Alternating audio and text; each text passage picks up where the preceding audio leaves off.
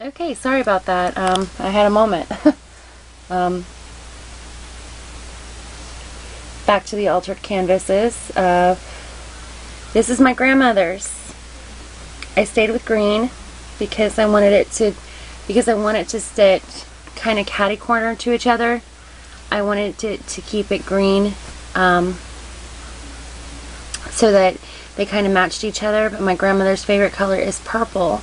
So I needed to figure out a way to incorporate purple into this. I didn't distress hers. Hers has, I doubt you can see it, but it's glimmer misted with Route 66 Tattered Angels Glimmer Mist. It's Route 66, and I want to say wheat beer that I used on hers. I really, honestly can't remember what I used, but I do believe that it was Route 66 and wheat beer, and I don't remember what I used which glimmer mist I used to do the lace. I think that it was a combination of two of them, and I want to say it was bell-bottom jeans, and there was a purple color, but I wanted it to look kind of like a faded purple, so I did it with the bell-bottom jeans first, and then I did it with the purple color, and I can't remember the purple color's name, and I don't have it anywhere near me right now, so sorry. If I remember later, I'll post it somewhere. Once again, I used the Tim Holtz timepieces and the game spinners to make the hands of the clock, and the fragments. This fragment is just placed over another My Mind's Eye Everyday Tango, which is also this paper in the backing, by the way. Everyday Tango paper stack. This one was a much smaller piece, so I put it on the same size fragment, and then just used a paper on the back to make it pop out a little bit more than on my grandpa's. I noticed that my grandpa's kind of blended with the plain paper, and I didn't like that very much, so I did that with this one. I chose butterflies because it was the only thing that I had that was purple at all in anything thing that I had.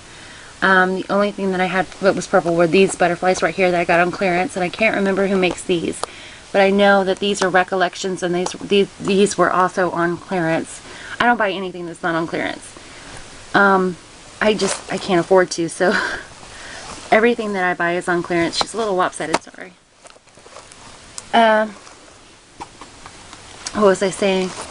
I used the fragments again. These butterflies, I can't remember who. I want to say these are Making Memories.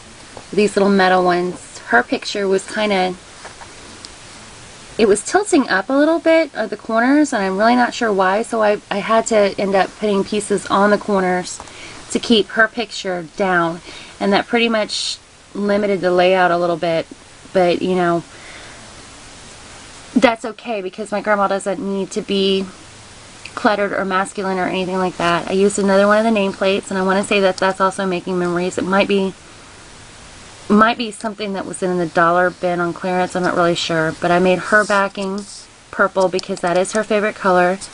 And I'm going to put Thelma, Lizzie, in parentheses, Helms.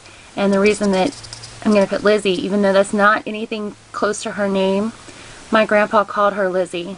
After Tin Lizzie, old cars were called Tin Lizzies.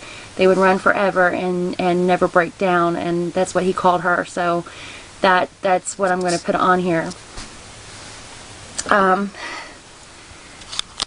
pictures, I found this very old picture of my grandma holding a baby, which, you know, there's so many pictures of her holding babies, it's kind of hard to choose, but I love the old pictures of her because she just looks so vibrant and alive and happy.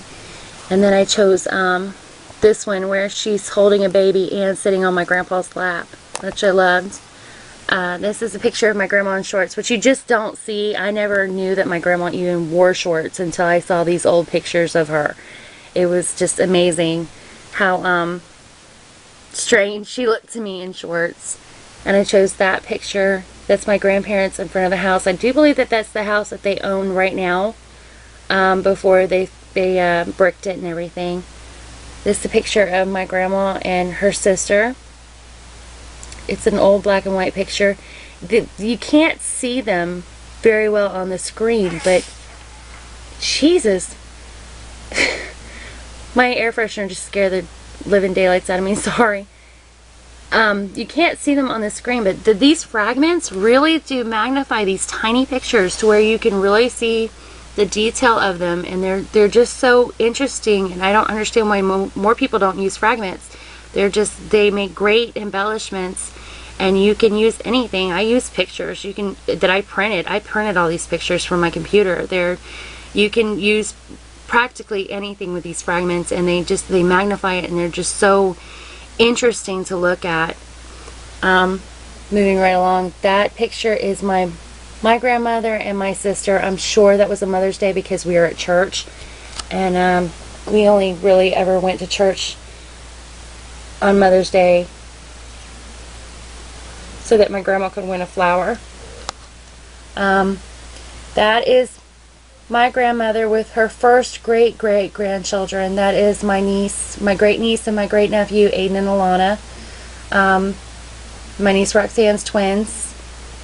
They are the 5th generation, and they were born in the same hospital where my grandpa passed away. They were in the hospital together at the same time, and he got to know that the 5th generation was born, that there was 5 generations now before he passed away. Over here is the same picture that I have on my grandpa's, only smaller. I cut it off because I wanted it smaller. I don't know why, I just did. But it's my grandparents and 4 of their 5 children. I didn't realize that my Aunt Margie was not in that picture when I used that one. Sorry, Aunt Margie, I still love you. And we're back to the Tim Holtz locks and the keys. The reason that I use the lock and the key, my grandparents had been married forever. They were literally married just forever, since they were very young, and they didn't know each other very long when they got married and all that stuff, just like all those old stories that you hear. They didn't know each other very long. They got married very young.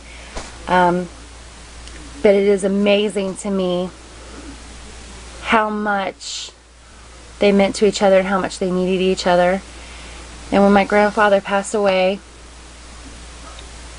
my grandmother disappeared that day too. In the 18 months that between the time that he passed away till now, my grandmother is not recognizable. She's gone. She has given up on life, and she's basically passing her days and waiting to die. And it's scary, and it's sad, and it's terrifying, but they are so locked together that the locks and the keys, basically what they mean to me is that he held her lock, she held his key, you know, she held his lock, he held her key, and without each other, they're just, you know, they're not able to function anymore. And it feels a lot like I lost both my grandparents the day that my grandpa passed away. So I felt like you can't do a project just for grandpa and not do one for grandma, because they are so connected and they are so one and the same. You just can't separate the two. So I didn't. When I started this project on the 26th of February, my grandma's was natural to do at the same time. It just felt right to do them both at the same time, and they're a set. They will always be a set. They can't be separated, not even with death. Anyway, that's my altered canvases for my grandpa, William Helms, and my grandmother, Thelma Helms. And you guys should try this. I love them. I use mostly Tim Holtz. I love Tim Holtz. I love Recollections. The original papers that I was going to use were Tim Coffee, but they were just so, they were so bright and lively that I just couldn't use them for this, and I'm dying to use them on something. This is what I did, and I hope you enjoy, and I hope you try it yourself, and if you do, show me. I would love to see them. I'd love to see other versions of it. It's just, I got the idea from YouTube. Hopefully somebody else gets the idea from me and rolls with it and goes with it, and I'd love to see them when you do them. Have a great night, guys, and hopefully I'll see you soon.